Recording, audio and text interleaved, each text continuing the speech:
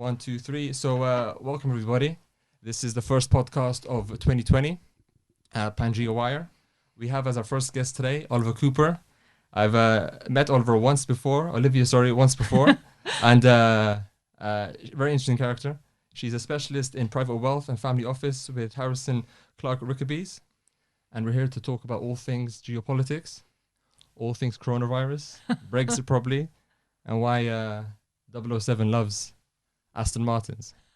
So a good choice of topics there. Really, exactly. Quite wide topic choice there. Exactly. So Olivia, tell me, a day in the life of a family office lawyer, what does that look like? Oh gosh, I loathe when people ask me that because it is very different. It really, there is no such thing as an average day, because when you are looking at family offices, you are very much a key figure for your clients, and really it can be anything coming in. So it might be a potential divorce coming in, or family problems, or you're looking at a family that's looking to set up a family office, which is one of my specialities, and they're querying how do they go about it, what do they need, what do they need to know. What does it do for them? What exactly is a family office? Very often is a question I'm asked numerous times. So educating people about the process. Educating people about the process, but also actually taking on that not just that inquiry, but also taking them step by step through how you set up a family office and what types of family office there are, because there isn't a one size fits all approach in family office. For example, there is the famous saying that once you've seen one family office, you've seen one family office, and that's very much true. And especially now with technology, we're looking far more into the virtual family office as well, which is opening up the whole concept of structuring a family office to a much wider audience, and to a much wider client base, where it was originally just for the ultra wealthy, the ultra high net worth client. Now you're seeing, because of, as I said, this concept of the virtual family office, virtual single family office, you're seeing it, this structuring of family office opening up to the high net worth clients as well. Okay.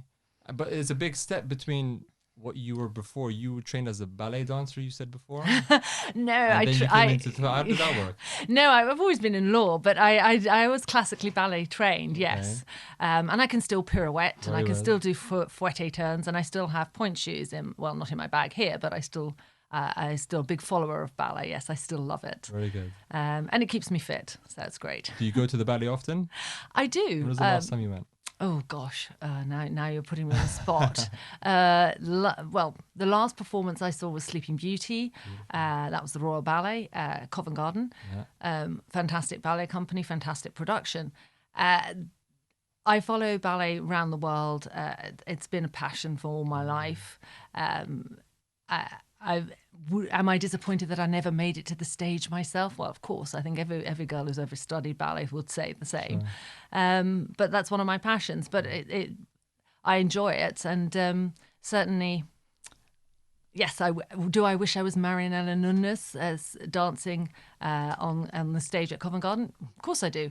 But I still love being a lawyer. It's a very interesting job. Sure. I think we should tell everyone the first time we met was at a family office summit in London late last year, where Olivia was speaking about impact investing, and I was speaking about how Brexit will affect the real estate market.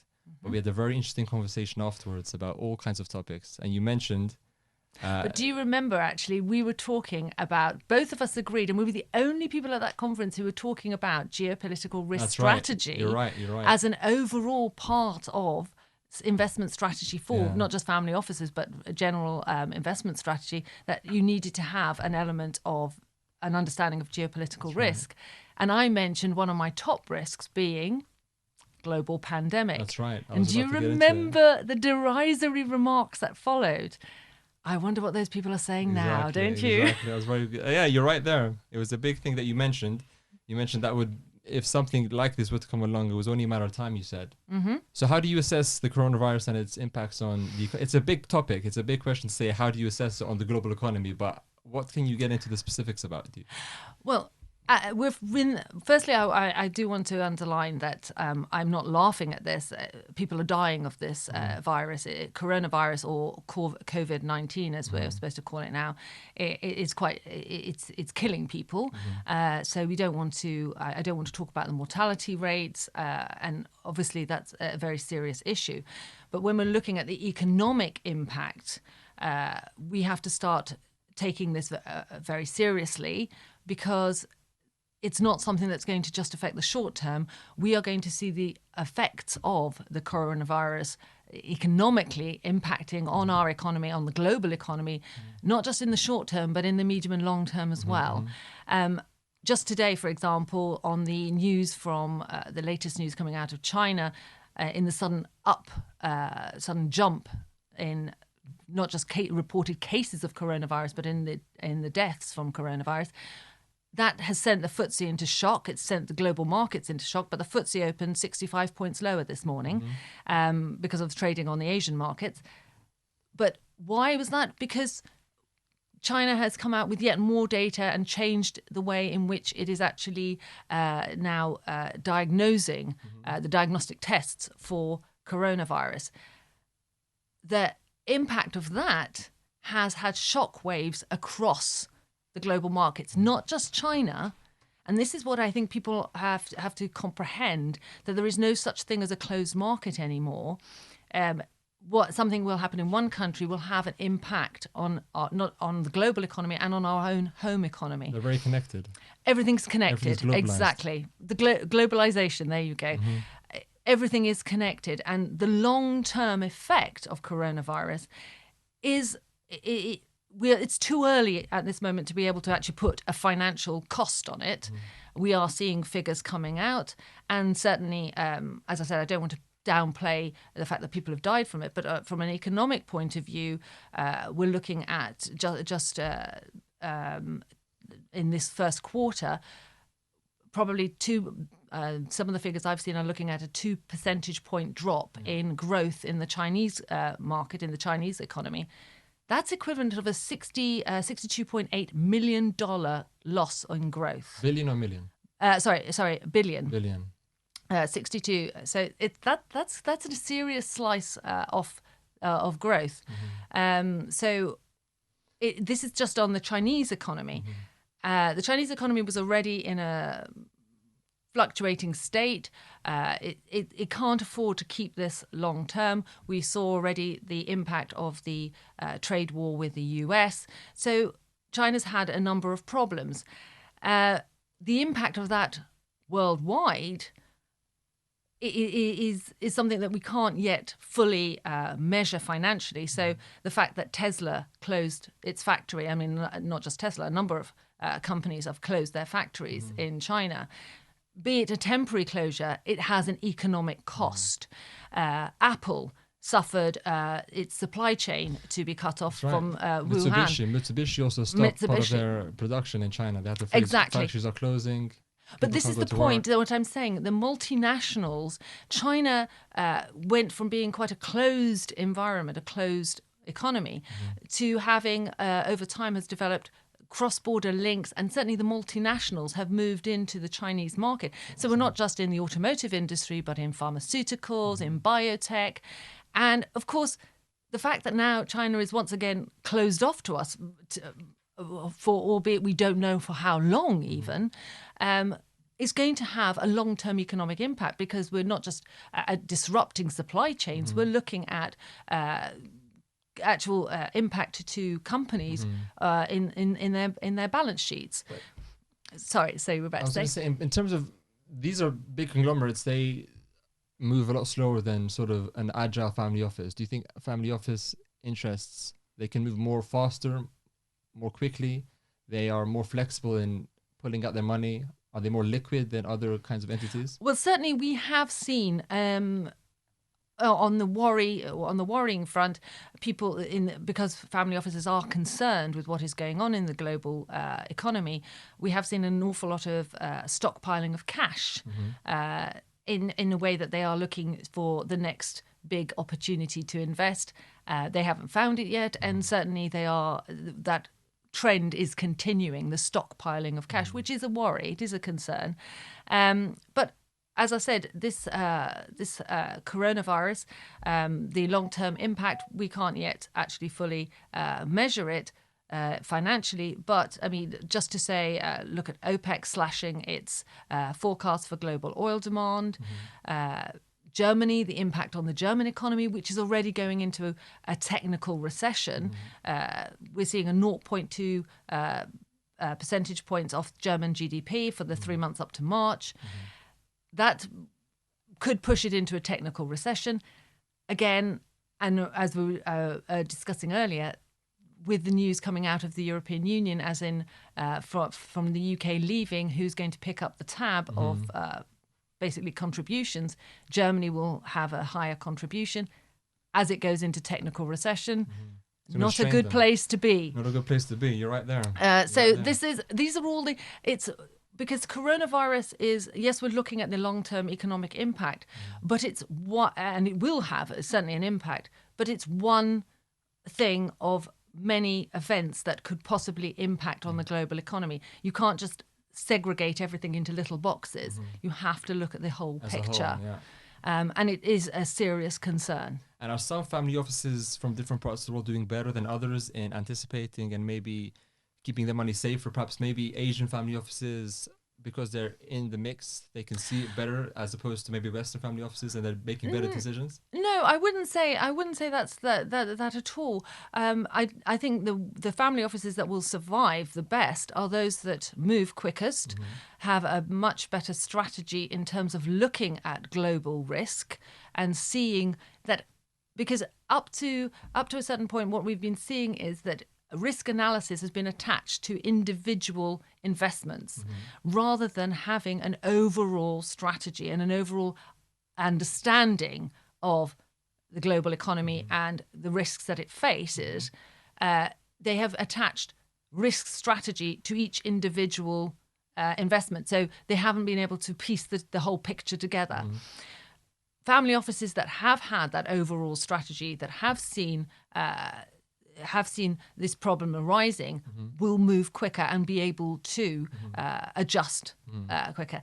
I don't think necessarily that family offices move quicker than multinationals. No? I think multinationals have moved quite quickly to try and stem the economic possible crisis that will come out of this virus and the spread of it.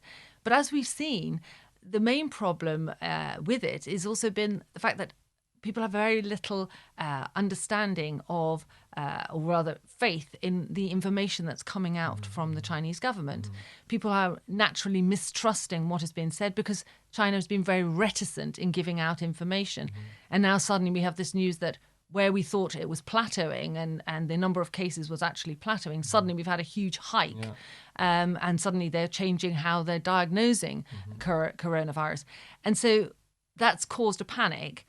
And yet again, people are feeling that mistrust towards the so-called official information coming out of China.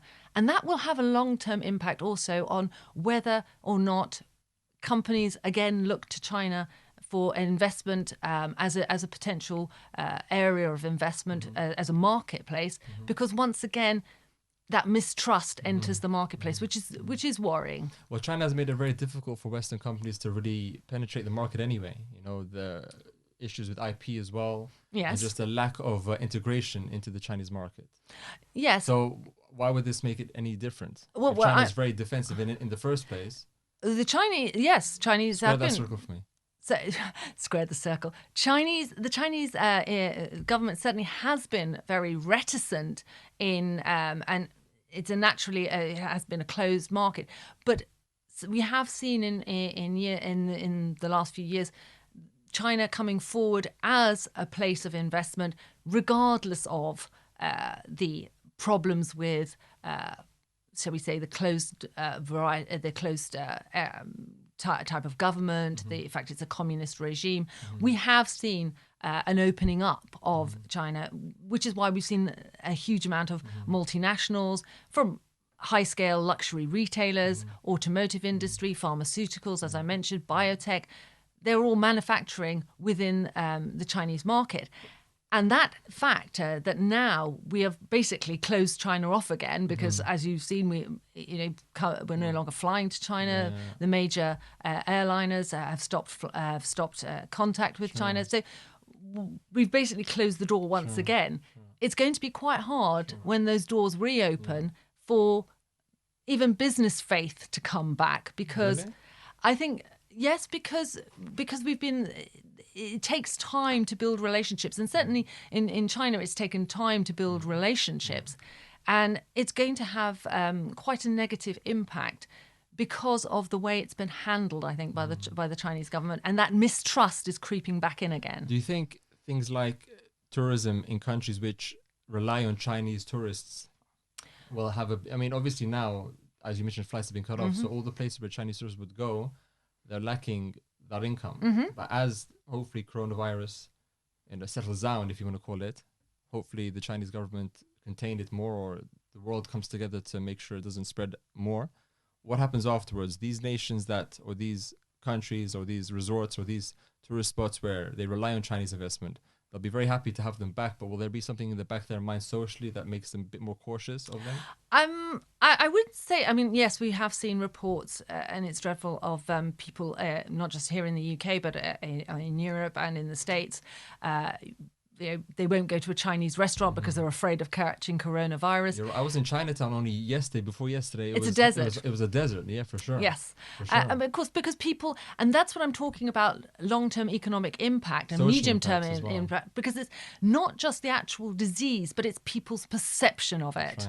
So people's perception of their ability to catch this disease will affect their behaviour patterns, and that in turn will have the economic impact. So if you're not going to go out to an event because you're afraid of catching this horrible virus, because you think you're going to die from it, then of course people who organise those events are going to be in trouble, because it's going to have an economic impact.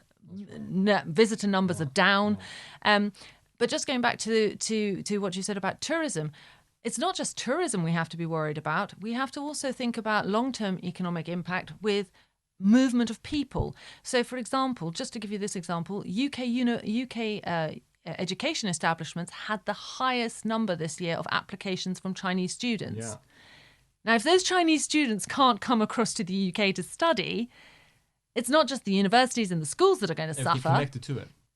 Well, exactly, everything connected to it. So the student accommodation, the people who provide student accommodation, the restaurants, the bars, the even the booksellers. This is all going to impact economically on our own home economy. So this is what I mean about medium, long-term impact. And coronavirus, I must say, and I'm not wishing to cause panic, it's not going to go away anywhere. Anytime soon. I'm very sorry to say it hasn't plateaued. I think you're right in the sense that when SARS was a big thing, the Chinese economy wasn't as integrated as it is now. Exactly. So we find shocks all over the place because the Chinese economy is so primal. Well, this is the point. Economy. This is it. This is what I was explaining. That as China has opened up, and as we have seen much more of a cross-border with China, so the integration of the Chinese economy into the global economy, you are seeing now the impact of that, because as we close China off, that has a knock-on effect.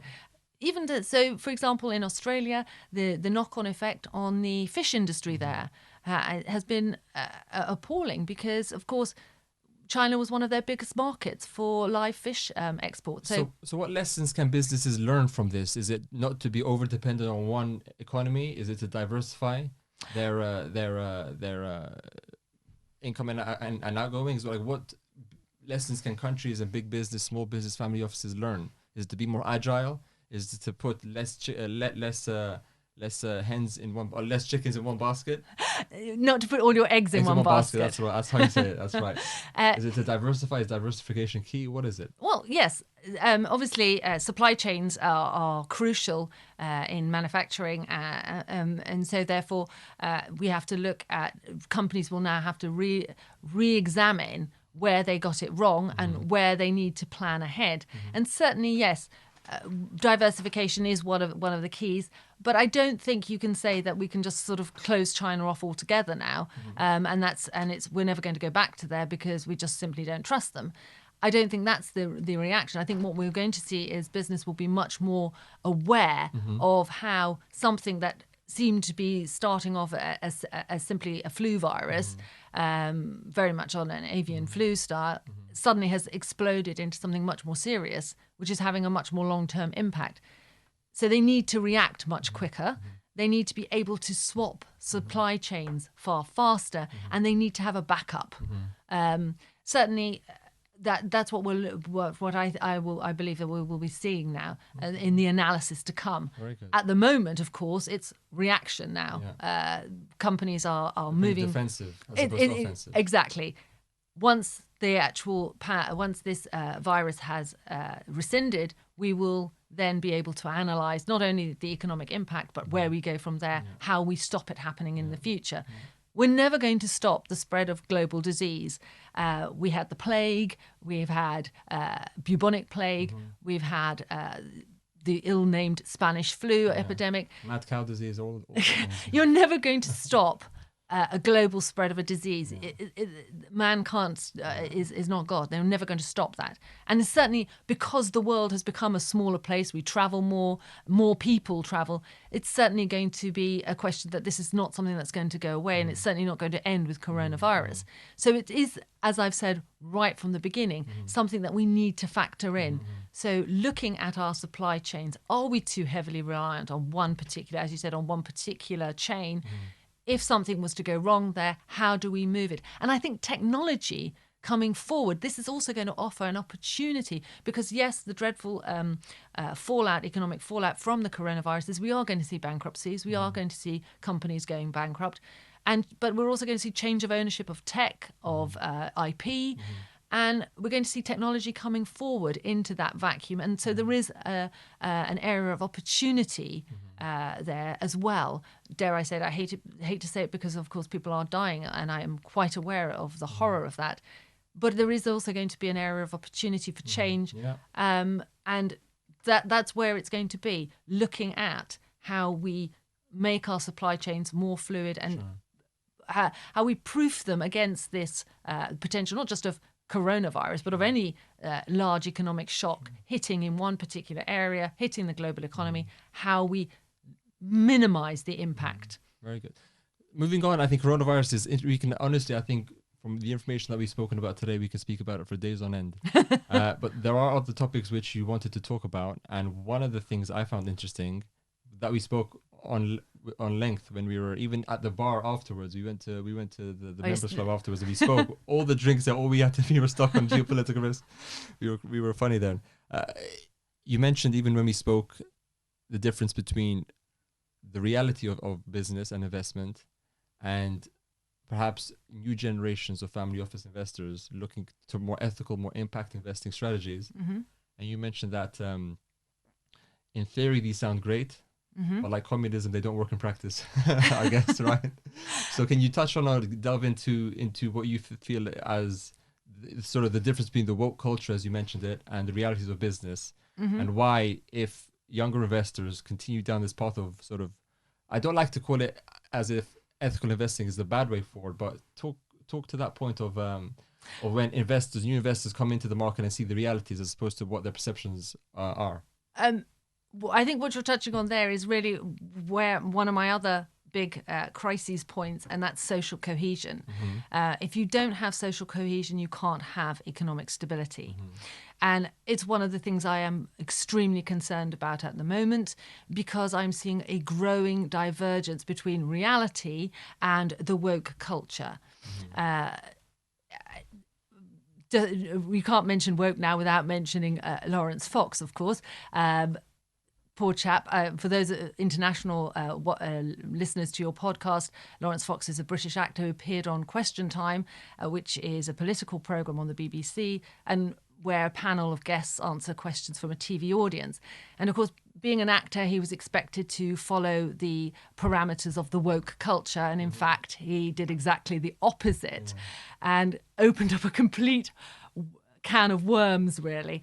But interestingly, yes, he had an awful lot of backlash from, shall we say, the woke liberalist supporters, But he also received an enormous amount of support. And the BBC has actually been inundated with calls for him to be invited back on, because he actually spoke very much on something that is current at the moment, and this is this divergence where we are not allowed to say anything that doesn't fit the parameters of this very, shall we say, politically correct, stifled environment of the identity politics, and very much the sort of green evangelical environmentalists are considered part and seen as part of that identity politics.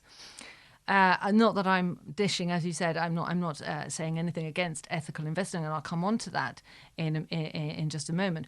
But what I'm saying is that where you have a growing number of portion of the population is angry and feels disenfranchised, feels cut off, that is a very dangerous situation. And it's not just in the UK. I mean, people talk about BREXIT. And we'll talk probably about that later on. But people don't just talk about BREXIT, but we're looking at, in the US, we see it with the support for Trump. And people are saying, oh, this is the reaction to it. It's not just the UK and the US. We're seeing it in mainland Europe with the growing number of people who are very angry. You're seeing the Gilets jaunes in France, but also the actual information coming out from surveys is showing that a greater number of people are feeling dissatisfied and cut off and not represented, and that is very worrying. But we can go across. Look in Saudi Arabia. You have a very young population. With very high expectations.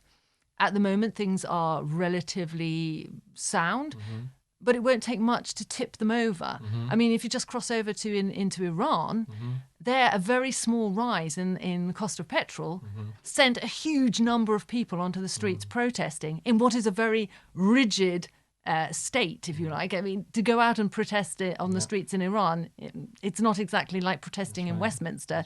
You're taking your life in your hands, many would say. So for a small percentage rise in the cost of petrol, it sent an enormous amount of people onto the streets. So what I'm saying is social cohesion is a concern for economic stability. Coming back to the UK, where and globally, where I see the problem is that for investment, is we've been very much concentrating on ESG, the environmental, social impact, and it's just been a bit of a greenwash. So we've all been. I mean, I've been to so many conferences where you're sitting there listening to the latest thing that's going to save the planet, and we're all sitting and everybody's sitting there clapping like seals. Unfortunately, this is very much separated from the reality of the people who are on extremely low incomes, who are looking at their wage packets and saying, I don't know if I'm going to be able to feed my family to the end of the week. That is a reality. And if we don't face that reality, we are going to face serious social upheaval. And I think that is a clear concern. And I think, not attaching any more importance to Lawrence Fox, but the reaction to his appearance on Question Time and what he's been saying in the press, that is endemic of not just the UK, but right across the board. There is a whole portion of society that is feeling that the growing sort of woke culture has forgotten them and doesn't apply to them. And where it is concerning, so for example, another example, in just looking at the US, we have recently had the Oscars. Viewing figures were quite appalling, but most people are switching on just to see the dresses and people arriving, and then they switch off because they don't want to be lectured anymore. They've had enough of these people lecturing them. And go back to my example, you have somebody like Jane Fonda who's saying, all my diamonds and gold are ethically sourced. Well, good for you. Yes, great. But how is that going to impact on your chap in, say, for example, Erie, who is on minimum wage, worried about the factory closing, worried if he's even going to have a job at the end of the week, and worried that his wage packet doesn't feed, or her wage packet, sorry to be sexist, but doesn't feed the family. They're not going to put the food on the table. That is a concern. They are feeling that they are totally forgotten and that the world has moved on and left them behind. You cannot keep going with that sort of level of unrest because it will spill over. But isn't And as we see the economic impact from other criteria, such as the coronavirus hitting companies, and so we're going to see job losses, we're going to see bankruptcies, that is another thing that's going to stir up this populace that already feels left out. So I'm concerned. So when I look at investment now, I'm seeing far more of a move towards social impact and measurable social impact. So how is this investment going to improve the lives of those people I've been talking about, the people on minimum wage who are worried about what's going to happen next week, not what's going to happen in 100 years with whatever climate change is going to happen. It's not impacting on them. But isn't this just an outcome of capitalism? Surely you have a situation where capital will be concentrated in the hands of a few, and those who work will be left out. And because it's so global now, we see this just expanding everywhere. So these attempts by the liberal side of society, I mean, what could they do apart from talking? You know, they, even if they donated their diamonds and jewelry to charity, I mean, apart from that, what else would you expect from them apart from just talk? You know? Well, I would expect them to have a little bit more of an idea of what reality of what most people, the reality of the lives of most people, don't go around dripping in gold and diamonds. So I think to have, especially in the current economic climate where we are seeing certain unrest and certainly a growing number of the populace very feeling uncertain about the future. I think now is the time for such people to maybe step back and start being a little less vocal in policies that really they don't really know much about, I would say, and secondly, that doesn't really impact. Yes, of course, climate change is going to impact on everybody on the planet. But at the same time, if you're worried about feeding your family to the end of the week, whether the temperature of the planet is going to rise by 4 degrees in the next 50 years is not really. It's not going to be the first in the forefront of your mind. And I think that's where the problem is, because what I'm saying is that in terms of these people need to have more of an idea of reality. And that's why there is this anger building. Attack primary problems before you get to the ephemeral, before you get to the philosophical. Of course, people will say that the climate change is a primary problem, but I think we need to attack it from the bottom up. So from looking at how it's impacting on the poorest in our communities, and certainly they need our support. If we jump to an industry which I'm sure you know well, and that is the fashion industry. We touched on how luxury fashion is being big time impacted by the coronavirus. But something I've spoken to fashion companies and the fashion industry about as well, and this is a two-part question, and to dive into it, one thing that they're talking about the most is sustainable fashion, right? That kind of reminds me when oil companies want to be more sustainable by drilling oil. How much do you think these industries really know, or the perceptions that they put forward as trying to be sustainable and having a more global outlook? Are they doing a good job, or is it just talk, in your opinion? Right, you're really putting me on the spot now. Because we see so many things of sustainable fashion, this, sustainable fashion, that, having a global outlook. Well, again, it's another green tick, isn't it? Yeah. There is a certain amount of greenwash going on there. Industry based on the fundamental business principles that they've employed until now won't really change, because that's going to see a big impact on their balance sheets. It's going to see a big impact on their profits. So why would they want to change as opposed to just? Well, I think it's not a question of wanting to change; it's a question of having to change. Because yes, the world is becoming more aware that we have a limited amount of resources, and we have to look to how we are producing any goods that we use and how we use the resources that the planet has given us. And I totally understand that. So industry is going to have to look at ways of saving resources, saving energy, and what we use and how we produce it. So I don't think it's a question of them wanting to. I think it's a question that they're going to have to face because the consumer base wants it to happen more than anything. No, yes, exactly. The consumer base, as we've seen, is more aware. And I think we have to caveat that slightly because, as I said, when we go down to, yes, we can see it on the internet and you see a lot of Twitter all about sustainable fashion. We've seen the BAFTAs, or wear a dress that you've worn before or whatever. Well, that's on a very different plane to the person who's got 5 children and needs to buy them something to wear to school. So people criticise, Tesco or whatever supermarket chain you wish to talk about, for having £2 T-shirts. But for some people, those are a lifesaver because you've got 5 children, you need to get them to school, you need to have something for them to wear. So we have to also caveat that with again looking at how it's impacting on the poorest in our community. And I definitely think that, yes, industry will have to change, and we will also have to change our own perceptions of how we keep things, how we mend things. And how we recycle. Definitely, that's going to change. And we're seeing it happening. But at the same time, I think we have to be very careful about impacting on the poorest in our community because we simply don't have the margin at the moment for allowing them time to adapt because if we don't allow that time for adapting to a new way of life, we're simply going to see them turning against us, and we're going to see social unrest, which is something we really need to avoid. So I think in terms of sustainability, yes, there is a certain amount of greenwash, yes, but I think medium to long term, yes, we are going to see a definite shift in production and how we produce goods. Does that mean James Bond needs to now recycle his tuxedos? Yeah, it'd be a bit difficult with the way he uses up his clothes, isn't it?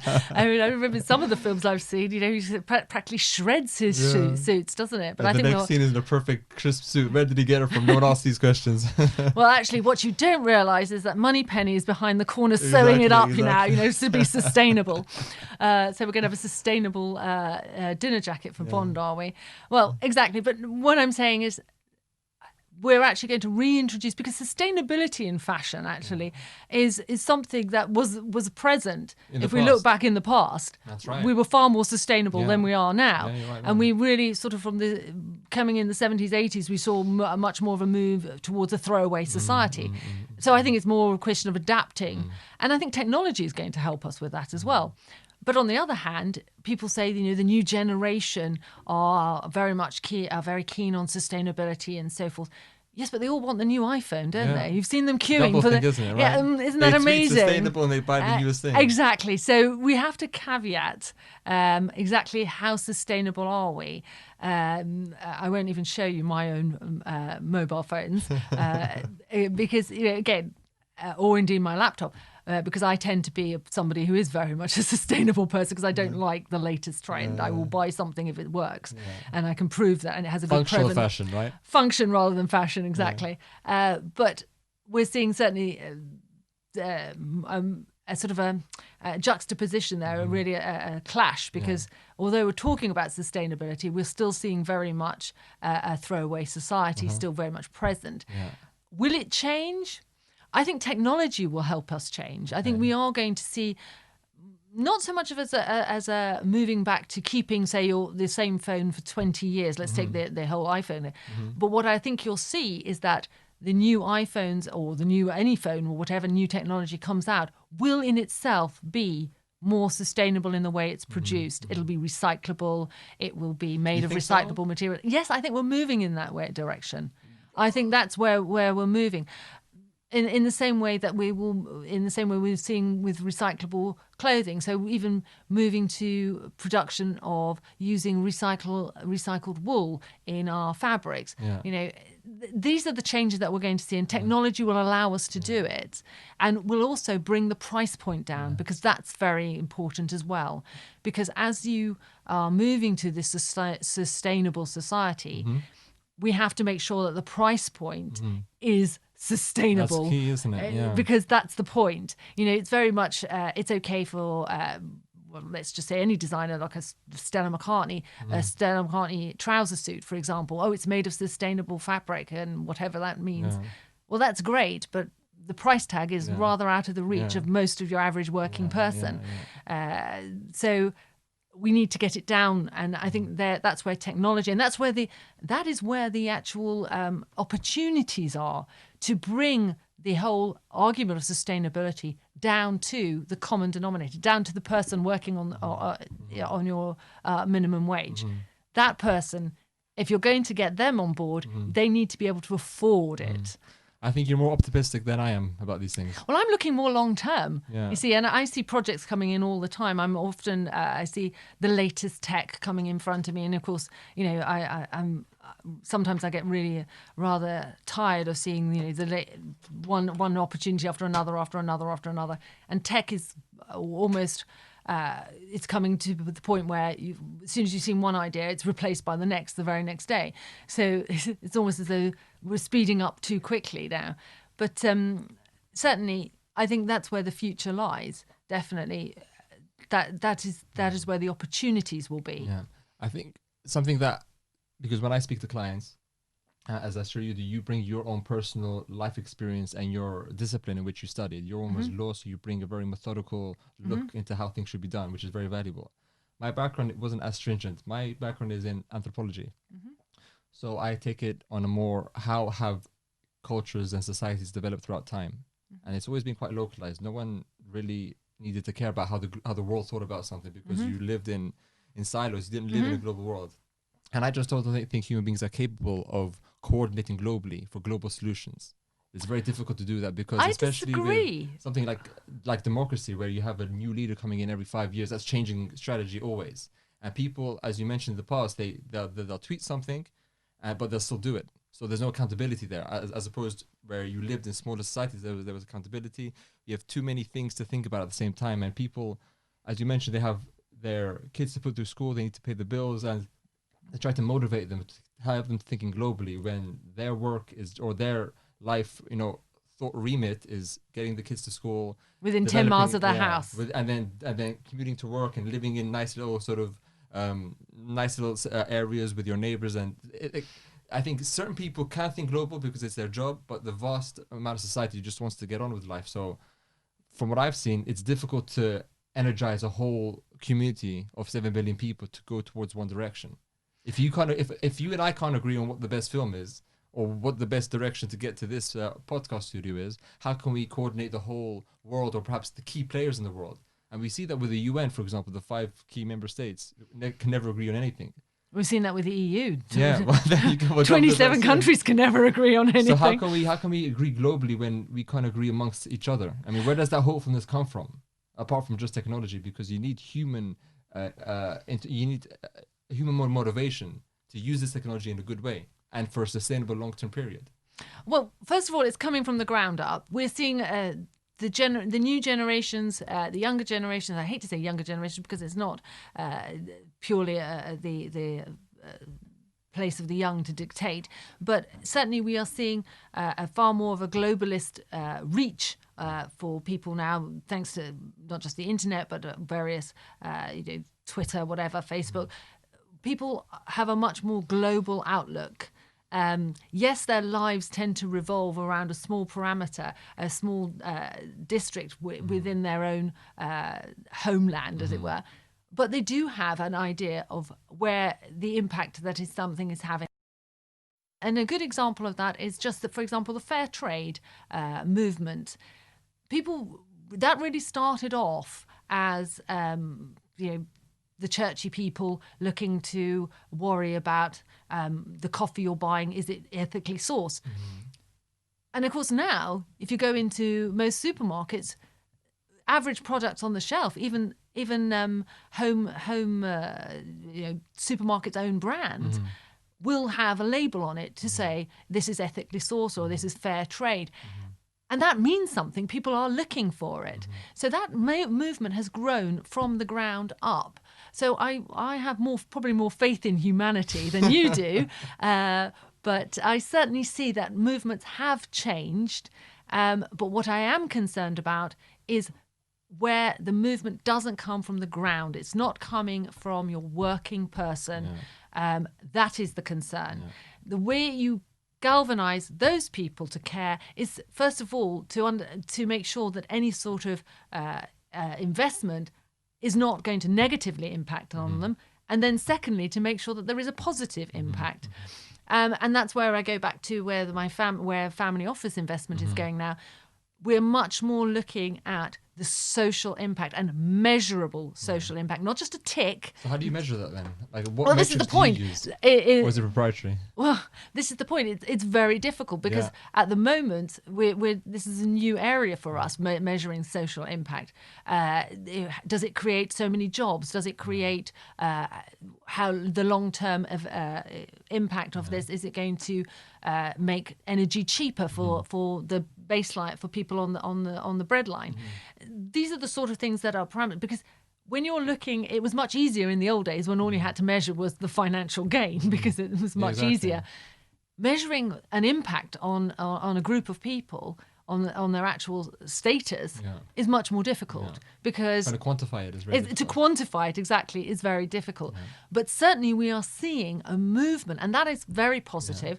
We are seeing far more, and that we have to say thank you to the anti-woke brigade for that, because we are seeing a great movement within the family office strategy, looking far more at social impact and measuring social impact, trying to find ways to measure social impact, to look at how we can improve the lot, shall we say, of people who are. We're not looking at a communist regime thinking that we're all going to be equal. That is utopia. And it's, as you said, it sounds great in principle, but never works in practice. But at the same time, we have to look at how we're going to impact and improve the lot of these people, so that we can still have people who will have. They're not going to be multimillionaires. They're not going to own their own family office, but they can still have job security. They could still feed their families, and they don't have to have the ongoing worry every day of, are we going to make it to the end of the week? Or is our house going to be repossessed? Are we going to make the mortgage payments? These are growing concerns for a growing sector of society rather than a diminishing sector of society.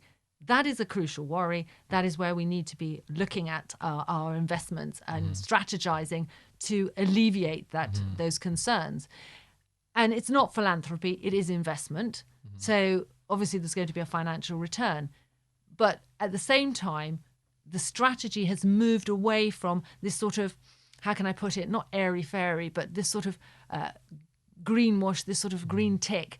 And now I'm seeing far more that we have to register impact. We have to show what has this investment actually achieved? What is it doing? And not just at the beginning where we say it will do this, but all the way through the investment from start to exit, and then a final analysis on exit. Has it achieved the goal we said it would achieve in the first place? If not, why not? And we're seeing far more interest in that information than we did, say, even 6 months ago. But two things to that point. I remember I was speaking to a family office not too long ago, and they invest heavily. They have a very ESG focused investment strategy. But as you mentioned, ESG isn't homogenous yet. They haven't found common markers. So they said, let's say if we do invest in an oil field, right, or in oil, some people may not consider that ethical investing, but that gives jobs to the people that wouldn't have jobs in the first place. So they're trying to measure up, because not every when you wear something or when you do anything, people are going to have different points of view on what you do, especially when it comes time to something as contentious as new as ESG investing. They're going to point their finger, or they're going to put up the flag of of change or leadership in this field, because it's very new. So they said, if we invest in something, we have our own markers, because there's no generic agreed set of principles. So that's what they do. And that seems to be a typical theme throughout, investment in general.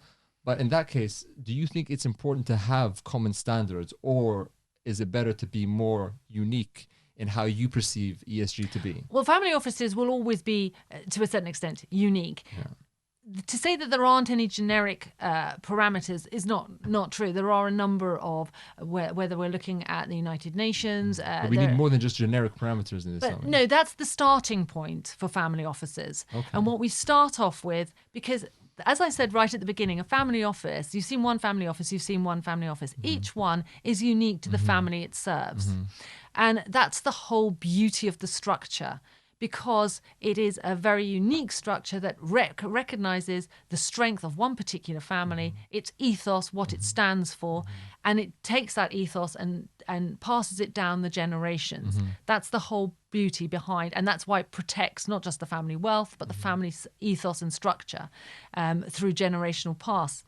But going back to the investment side of it, when you're looking at setting up a family office, the first thing you're going to look at is setting up the charter, the family office charter. What does the family stand for? Yeah. So when we're looking at the investment side of it, and we're looking at ESG and perhaps the social impact of it, of structuring the investment platform, we will look at worldwide parameters that are put out by the various organizations. But ultimately, it is the family members that will decide how they use those parameters and how they fit their own take on what they want to see, what they perceive as the world's problems, what they want to do. And not only, because remember, we're not talking just about philanthropy here, we're talking about investment. So they are expecting a return. So they're all going to be looking at how their investment impacts, but also where they want it to impact. It's very unique to their own their own take on society. So where one family maybe, for example, because of where their origins have come from. So I've seen some of my clients of mine will be very keen to help very poor areas in Africa, because that's where their family originated from. So on projects that will involve bringing in water, piped water to a village, for example. That's their particular focus. Yeah. And that's an investment strategy where we can see a definite social impact. 100%. But another family might be saying, well, my family are originally from the northeast, where we've seen a great deal of industrial deprivation because factories have closed, mines have closed, there's no jobs.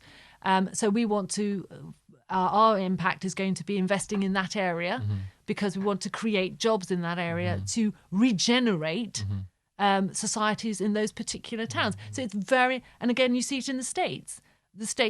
I've seen American clients who are looking at projects where, again, they're looking at regenerating particular areas because it means something to that particular family. And that's what's unique about the family office structure. It's never going to follow one particular set of rules. Yes, there is a general parameter, and these and there are various. Obviously, I'm not going to go into them now. There are various rules and parameters for economic and social and governance and ESG and all of that. But how they use those parameters and how they adapt them to fit their own strategy is completely unique to each family. And that's why family office is so useful as a tool for social impact, because, as I said, each family is unique in its own right, and therefore and has a different way of dealing with different problems. And that's where that's. But what we have seen, as I said before, is a move from just financial impact. We are now looking at certainly social impact as one of the key criteria for investment strategies, and that's being driven certainly by the newer generation coming in. And you're finding the most successful family offices are, rather than being top down, are being far more of the sort of linear structure where you have multi-generational input. Because one of the things that family offices have been around in some form for hundreds of years. And looking back at one of the ways to really explain a family office is it's a custodial idea. So you go from being an entrepreneur, making your mark, making your business, generating that particular wealth. You go from being this sort of holder to being the custodian for the future generations, and you have to change your mentality very much so. And that way you mentor the next generation coming up. And that's what's so pleasing about family office is you can see structuring for multi-generations. And the new generation coming in very much is looking at social impact as a key driver for investment strategy. And that's but each family office, how they interpret that is totally different. So we're gonna segue to a different topic now. Oh. So when I first and I see this on your LinkedIn all the time, so I don't even think I needed to even ask you in the questionnaire I sent you beforehand. But I said, what kinds of quirky things would you like us to mention about you? And you said your love of Aston Martin is something that you'd love to have to talk about. And personally, myself, I love cars. Aston Martin obviously famous because of James Bond. But what is the love for Aston Martin for you? Is it because of James Bond mostly, or is it because of the history, the heritage, or what is it about it? Well, I've been an Aston fan since I was in the pram. My father loved them. I think one of the reasons he actually got on so well with my husband is because my husband is a big fan of Aston Martins as well. That's always good. But I don't think it's just. It's not really just the link with James Bond, important as that is for Aston, but. They are such beautiful cars and the whole history of their development. And if you go back to the origins of Aston Martin, it's just. Well, tell us a little about it. How did it start? I'm just sort of talking about the whole origins of the company, where you see people with sort of a pencil behind their ear having an idea of this car. That's sort of very much a sort of a British can-do actor and way of thinking, and that really appeals to me. Moving forward, obviously, I know why you've asked me about Aston Martin, because you want me to give you a sort of a head preview of what cars you're going to see in the No Time to Die in the new Bond movie. Perhaps. Well, no, you're not going to get a scoop from me. I'm not going to reveal that. I mean, obviously, you're going to see the updated DB5 with the updated machine guns, but we've already seen that in the clip that's been released. So we've moved forward from the DB5 in Goldfinger. Not that wasn't a beautiful car, of course it was. So I'm afraid I'm not going to give you any updates on that, except to say, of course, that the theme tune is out today at 4:00. Is it? Okay. Yes, so you'll be able to pick that up on my Twitter feed, or indeed on Aston's Twitter feed. Very good. But if you're looking for an amazingly beautiful car, look out for one of the 50 on Her Majesty's Secret Service DBS olive greens that were made, finished in olive green. They were made last year, all sold out. I wish I'd bought one. Who buys them typically? Is it mostly sort of UK car enthusiasts, or is it more global as a market? Aston Martin really is a global brand, and it's loved globally. It's quite. People think it's just a Brit. Well, it is a British brand, but they think it's just a love here from sort of petrol heads here in the UK. Not at all. Go to Australia, go to Japan. People thought, oh, Aston Martin, yes, great, lovely. And there is a great following worldwide. But certainly, as I said, look out for one of those, because there were only 50 made, and they're beautiful cars, and 50 globally, which is a very small number, so you're really lucky if you see one. But one of the things I would like to mention about Aston is their intrepidness, because they've moved into, with the launch of the DBX, they've moved into the SUV market. Now, Aston Martin, of course, you traditionally think of this sleek sports car, very much a luxury market, whereas the DBX is an SUV. And I have to say, I went to the launch party, and I was skeptical, and I'm an Aston fan through and through. I was skeptical. The guest I brought with me was skeptical. And as we arrived in the room and they revealed the car, the curtain goes back and the car was revealed, there was an audible gasp in the from the audience, from the guests, and including myself. We all went because it was so beautiful. It really was so beautiful. And I have to congratulate Andy Palmer and his team, because they really have hit gold on that one. Because we got to sit in it, we got to feel it. I do feel sorry for the poor chap who had to polish it afterwards, because really honestly, the finger marks all over it, because it was so tactile. You really wanted to go and hug it. It's so beautiful. But what they have achieved there, and that's quite canny, is they've taken the fun and the beauty of a sports car and the practicality and capability of an SUV and put the two together, which people said couldn't be done. What's it called? I'll find it here. It is an amazing car. And it's certainly one that the competition is going to have to sit up and take notice. Okay. I mean, I've already got clients who are buying it. So it is one to watch. Do you get a commission every time they buy it from you? Have you got like an affiliate link? No, not at all. Not at all. I'm quite happy to say that. I do not get commission from Aston. I wouldn't mind if they pay me in cars. But unfortunately, no.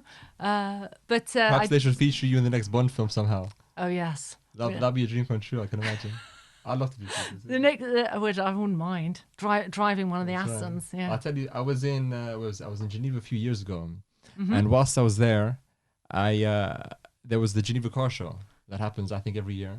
So I went down to it. I thought, let me go. I was going to book tickets online, but I booked them at the door, and it's sort of like an XL, as big as the XL, full of just luxury cars. So you see the Lotus, you see the Lamborghinis, all the supercars. You see the Aston Martins, but the main stage was taken up by Rolls-Royce. It was a massive stage, and I think they released their new Phantom. I can't remember what it was, but it was. Was that the year that Aston showed the Lagonda? You know, it was. What year was it? It was. I can't. Don't worry about it. 2015, I think it was 2015, 2016. So perhaps I don't know. But I went there, and it was everyone was circling around the Rolls-Royce dealership. And I walked in, I walked to the door, and for some reason the woman said, "Would you like to take a closer look at the car, sir?" So I said, "Okay." Walked in, had a chance to sit down. And it was the Rolls Royce with the removable, the convertible. Volante, the convertible. Yeah, the convertible. And they said you can mix and match colors, and if we like the color, we can put it as a main range as well, and we can name it after you. But sitting down in a car like that, it was beautiful. I remember. I didn't have a chance to see many of the other cars, but that took up the stage. And I think for me, I have never really sat in an Aston Martin before, so I may be converted if or when I do eventually sit in one. But when I was in the Rolls Royce, something about these cars, you know, I don't know. There's a sense of separation from the world once you get into them. Very much so. I can't explain it, but they did a great job with that car. I have to say, when I sit in any of my Astons, I just. It's another world. It's just such a wonderful feeling. But one thing I do say is that, and going back to the DBX, is that ability and capability. So they've actually taken it, the DBX is not just a pretty car to look at. It does have the capability of an SUV, and that's a very important point. So they've launched into a new market, and what a market that perhaps wasn't people didn't think they would be able to break into. And it is an amazing car. I recommend people to go and have a look at it. You Google it, DBX Aston Martin. It is going to make the competition sit up and take note, as I said. So definitely, when it comes to Astons, I do love the DBX. But obviously, you know, if I could have any Aston that I wanted, maybe I'd go for a DB4 Zagato. Oh yeah. Oh, divine car. Why is that? I can't tell. I mean, I could go on for hours about various parts of it. Oh, how these are beautiful. It's you know, it's just a love affair. Yeah. But I mean, I'm not going to bore you now with all the different dimensions of it and so forth. But again, beautiful car. Yeah. But the DBS, beautiful car. So again, Aston has moved in, is keeping developing, and it's fresh, it's new, and that's what I really love about it. It keeps its history, but at the same time, it's moving forward. Right? It's innovating. What do you think? I remember one time when after the Geneva Car Show, I think it was a few weeks after I came back from Geneva, I thought to give Rolls-Royce a call to ask them if they would make it. would they make this car electric? Could they put an electric engine into it? Out of curiosity. And I called them up and they said they were first confused. Like, why would you want to put an electric motor into this? This sounds good. I said, could it be done? Would you guys be able to do it? I mean, if the price, would we, obviously you're going to have to pay more for it, but would you have you got the capacity? She said, I need to find out. I'll give you a call back. I think a week later, they must have tried to find out. And they said, unfortunately, we're not able to do that, but you can do that yourself if you like. But do you think it would be an attraction for sort of the more Tesla types who want electric cars for these cars to innovate into electric? Well, don't forget, Is there a Aston market for that? Aston is very much in that market. So Fully just electric? because Are they fully electric, some of them? yes, but Aston is not just a luxury sports car maker. In terms of yes, obviously, I'm a petrol head. I still love the petrol engine. I'm Like not the going to sound of the lie. engine when they rev. I think they're amazing cars, but they are moving forward. They have looked at the electric. There is the electric option. So, I'm not dishing petrol cars, and I'm not saying that electric is the only way forward. And indeed, on that note, I would say that one of the things in terms of investment, there's been a lot of push for electric cars and so forth. And I think now we are moving into also looking at hydrogen, Korea's looking at hydrogen. So I think what we will see in the future of investment, in terms of not just automotive, but in transport in general, we will see a mixture coming in. So it won't just be all electric. We will see hydrogen, we will see electric, we will see a mixture coming in. I don't think we can just sort of go down one route, and we have to be very careful by as to who is pushing us down this one route as well. That's one of the things I have been advising, that we need to look more closely at all the options rather than just the one. So yes, can you get an electric Aston? Yes, and I'm sure. And Aston are also very good that you can actually ask them to do something if you've got the money to back it up, obviously, pay for it. They are pretty flexible, and their queue department is amazing. I mean, I was at the Festival of Speed and I saw the little Signet, the Aston Signet, which is a tiny little thing. I don't know if you know the Aston Signet, with a V8 engine in it. Going up the hill, and oh my lord, it was amazing. Wow. Unfortunately, that is not a marketable car. That was just a one-off, but it's it just gives you an idea. The small, it looks like a smart car.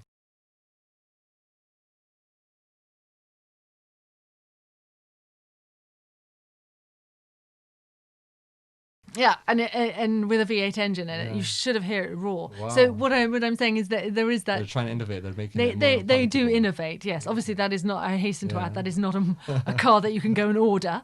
I'm sure they would make you one if you asked, but they are very innovative, and the DBX is a show of that. They're moving into a different market. They're moving into the electric market, so they are innovative and very good. Not just for James Bond. Yes, exactly. But James Bond is their biggest fan. I'm glad to see Bond driving an Aston. Definitely. He's a good brand ambassador for sure. Very much so, except for when he throws the cars into rivers. But it just shows how durable they are. They come out fresh in the next scene, right? Well, exactly. But actually, one of the things that is amazing is that they actually had to put. I don't know if you saw in Casino Royale, if you remember, when James Bond in his beautiful Aston, instead of running over Vespa, who's been left in the road, flips the car. They actually had to use a charge to make it flip because it's such a solid car. It's such a sturdy car. And if you see the car after it had done all those flips, the roll cage is still intact. So it just shows you the quality build on that car. It's an amazing car. I hasten to add that I probably would have run over Vespa rather than flip my car, but there you go. But Wonderful. I'm not Bond. There you go. We have about 5 minutes left, so I think what we should do is let the world know, or at least our audience know, if they want to get into contact with you, Olivia. What platforms do you use the most? What could they do to get into contact, either as a potential client or to ask you more advice about the Aston Martin, or unless they want to bribe you to find out what new cars James Bond is going to be featured. What's the best way? Is it LinkedIn? Is it Twitter? What is it? And we didn't even get to talk about Brexit. We didn't. But if you wanna give us a few words, because you're very much a fan of Brexit. Well, we've now left, so we no longer talk about Brexit because we've Brexited. You Brexited it, that's right. So we're now in the transition period. So yes, I do have a positive outlook. funny enough, the noise coming out, especially from Monsieur Barnier this week, they are so concerned about the UK being diverging and being deregulated from the EU. And MEPs in Brussels have also stated that the UK must align with EU regulations on tax, the environment, all sorts of different policies. That shows me that they really didn't understand what Brexit was all about in the first place. But that's another matter. And also, of course, the contributions. The UK leaving has left a big hole. Where are the contributions going to fall? Analysis has shown that it's going to fall on 5 countries in particular: Austria, Sweden, the Netherlands, Germany, and Denmark. Germany Not alone. France? Not France, no. Oh, France. This is the analysis that's come out. It may shift, but the initial analysis shows that those are the 5 countries that are going to have to pay the biggest amount in terms to of make up for the deficit. in terms of yes, how their contributions are going to jump up. Germany, some of them are going to see the contributions double. Germany won't see it double, but they will see an increase from 16 billion euros to 26 billion euros. Now, recall when I said that Germany's going into a technical recession. That's not going to be very good. It's not going to be a vote winner, is it? Also. But moving forward into post-Brexit treaties, trade treaties, where we go from here, I think it's a very positive outlook. And one of the things that I would like to mention is that a number of businesses were fixated with the sort of Westminster Punch and Judy show that we had leading up to this exit, whereas they didn't see the bigger picture. They didn't look at things like demographic changes in the EU. They didn't look at, for example, falling populations. Italy's population is falling off a cliff. Knowledge clusters. London is a very big knowledge cluster. The positioning of knowledge clusters in the EU, as we stand, London is a very big knowledge cluster. We don't see so many within the EU. The death of verticals. Digitalization is disrupting businesses. Integrated processes are causing the way we do business to change, not only in transport, but life sciences, for example. So, for example, in life sciences, we're moving from concentrating on curing diseases to preventing diseases. So the way we do business is changing. There's disruption. And that was the bigger picture, which many businesses didn't focus on because they focused too much on the Brexit politics. The problem there is, and where this ties in, the EU is very much, in my opinion, an organisation that is from the 1940s that hasn't moved forward and can't move. It's like the huge oil tanker. It takes hours for it to turn. Shift and move like the Titanic almost. Whereas we're now onto the nice speedboat where we can move much faster because we're only looking at our own country's requirements rather than at 27 countries. So and also the way we do business, the way we can actually negotiate trade treaties is much more fluid now because there's only us negotiating. We're not having to ask 27 other countries. So this is the problem with the EU going to face going forward, that we don't have to. And one of the actual, I know we're running out of time, but one of the things I did want to mention is that when I was discussing with colleagues across the globe, so Canada, US, Japan, for example, Australia, they were saying that when they were with countries negotiating with the EU for trade deals, one of the benefits that they looked at was the fact that the UK was part of the EU, and so therefore they would have access to UK markets. Certainly Canada, the UK is a very big market for Canadian goods. Now that we've left, suddenly a trade deal with the EU doesn't seem such a great idea because without that UK market access, that's a good news for us. So we need to get in there. And just on that final note, positivity, I would like to see us have trade to certainly move now before, as you see, the US is moving to change the ceilings. They want to renegotiate, they increase the ceilings on tariffs because it wants to renegotiate its relationship with fellow WTO members.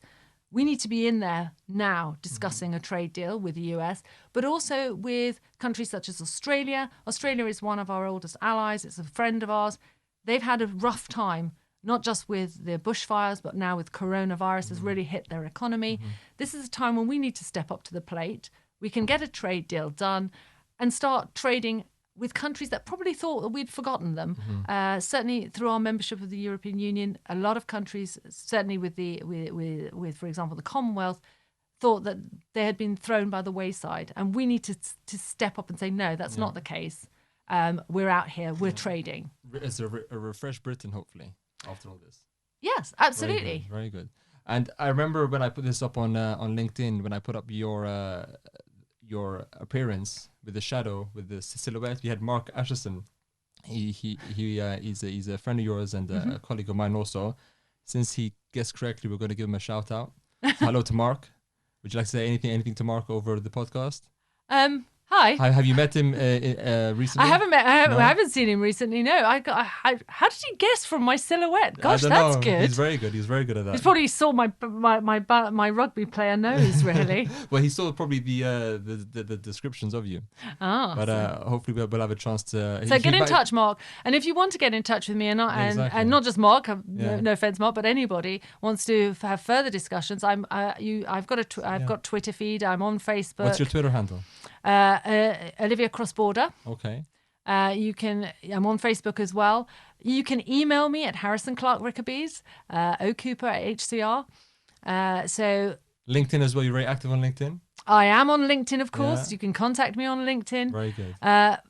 Don't expect a reply straight away, please, because some people are saying, you haven't replied to me. And I find that they emailed me exactly 10 minutes ago. I was thinking, yes, I do actually have other concerns as well. But do get in touch, and I would like to hear people's comments and start a discussion on this. Sure, this is very interesting. This is going to go out soon. We're going to edit all these up as well. We're going to deliver it all in one go. So we'll update everyone in due course. But thank you so much. As our first guest of 2020, Olivia Cooper. Thank you so much. Thank you, Klisman. Wonderful.